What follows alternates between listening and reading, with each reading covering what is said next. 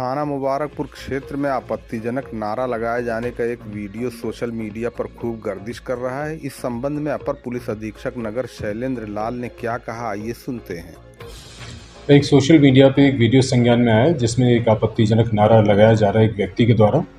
इसकी जांच इंस्पेक्टर मुबारकपुर और साइबर सेल को सौंपी गई है और टीम रवाना कर दी गई है जो आदमी नारा लगा रहा है उसको पूछताछ के लिए लाने के लिए, और शीघ्र ही जो जांच में पाया जाएगा उसके आधार पर कार्रवाई की जाएगी। ये भी इसमें सुनिश्चित किया जाएगा कि ये कहाँ का है।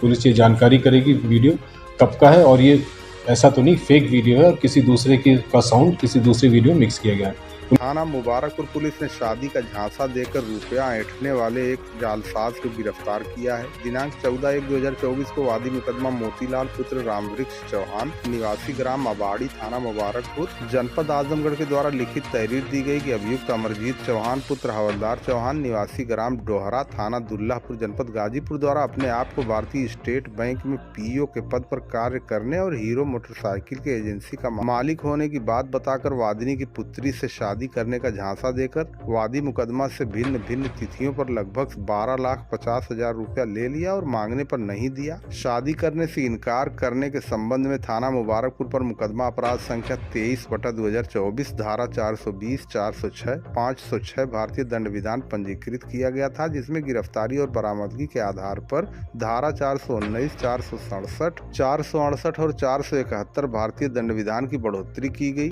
इसी क्रम में आज दिनांक 7 मई 2024 को उप निरीक्षक अखिलेश कुमार चौबे में हमराह पुलिस बल के सठियाव चौराहे पर मौजूद थे कि वादी मुकदमा मोतीलाल चौहान पुत्र रामवृक्ष चौहान के द्वारा सूचना दी गई कि जो मुकदमा पंजीकृत कराया गया उससे संबंधित अभियुक्त अमरजीत चौहान पुत्र हवलदार निवासी ग्राम डोहरा थाना दुल्लापुर जनपद गाजीपुर हरैया बाजार में मौजूद है। इस सूचना पर उप निरीक्षक अखिलेश चौबे में हमराह पुलिस बल के हरैया बाजार पहुंचकर वादी मुकदमा की निशानदेही पर अबाड़ी मार्ग से अभियुक्त अमरजीत चौहान पुत्र हवलदार को समय करीब 10:10 पर हिरासत पुलिस में लिया गया तथा अभियुक्त के कब्जे से 2 अदद आधार कार्ड, 1 अदद परिचय पत्र भारतीय स्टेट बैंक का बरामद किया गया। अग्रिम विधिक कार्रवाई विवेचक द्वारा प्रचलित है।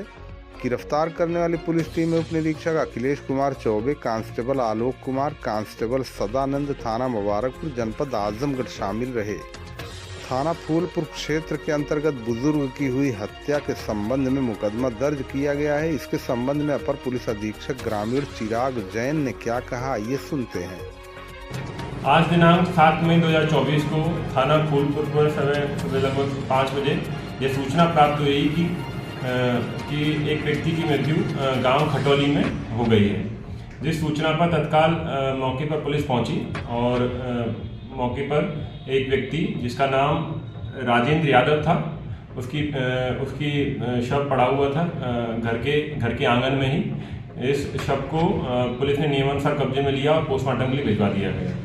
इस घटना के संबंध में उसके बड़े भाई सुरेंद्र यादव उससे एक तहरीर प्राप्त की गई है जिसमें उसने अपने ही 3 बेटों पर अपने चाचा की हत्या करने के संबंध में संदेह जाहिर किया है, जिस तहरीर पर हमने मुकदमा धारा अंतर्गत 302 दर्ज कर लिया गया है। प्रथम दृष्टया जो बात संज्ञान में आई है वो इस प्रकार है कि दोनों भाई सुरेंद्र यादव और राजेंद्र यादव, दोनों भाइयों के पास लगभग 15 से 16 बीघा जमीन थी। चूँकि राजेंद्र यादव की कोई संतान नहीं थी, सुरेंद्र यादव के 4 पुत्र थे। चारों पुत्र अच्छा काम करते हैं, लेकिन राजेंद्र यादव की चूँकि संतान नहीं थी तो वो अपना और उनकी पत्नी के साथ भी उनका छुट्टा छुट्टी हो चुका था। वे सुरेंद्र यादव के बड़े बेटे अखिलेश यादव के साथ रहते थे और वही उनको खाना पिला खिलाते थे, उनके घर में ही वो रहते थे। इस कारण उनमें जमीन को बंटवारे को लेकर विवाद चल रहा था। अखिलेश यादव चाहते थे कि राजेंद्र यादव के नाम जितनी जमीन है वो मुझे मिल जाए, बाकी और बेटों को उसमें आपत्ति थी। इसी जमीन विवाद के चलते इस घटना को कारित किए जाने जैसा आरोप लगाया जा रहा है। पुलिस इसमें पूरी तरह जुट गई है। 2 टीमों का गठन ऑलरेडी कर दिया गया है, जिसमें रजिस्ट्रार ऑफिस के माध्यम से और बाकी बैंक डिटेल के माध्यम से सारी चीज़ें खंगाली जा रही हैं। सर्विलांस टीम भी मौके पर आ चुकी है, उसके द्वारा भी CDR का अवलोकन किया जा रहा है। फॉरेंसिक टीम भी मौके पर पहुंची थी, जिसके द्वारा ब्लड सैंपल्स और सारी चीज़ें मौके से कलेक्ट कर ली गई हैं। जल्द ही इस घटना का अनावरण किया जाएगा और मुलजिमों को जेल भेजा जाएगा।